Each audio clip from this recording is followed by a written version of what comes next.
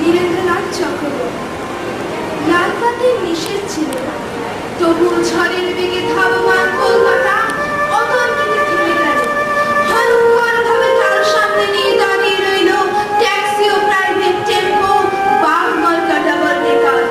কেন কেন আর্তনাদে রাস্তার দুদিক থেকে যারা ছুটে এসেছিল, ঝাঁকা উঠে পিরিওলা, দোকানি ও খরিদ্দার, এখন তারাও যেন স্থির চিত্রটির মতো শিল্পীর ইজেলে লগ্ন হয়ে আছে। স্তব্ধ হয়ে সবাই দেখছে টাল মাটাল পায়ে রাস্তার এক পার থেকে অন্য পারে হেঁটে চলে যায় সম্পূর্ণ উলঙ্গ একটি শিশু।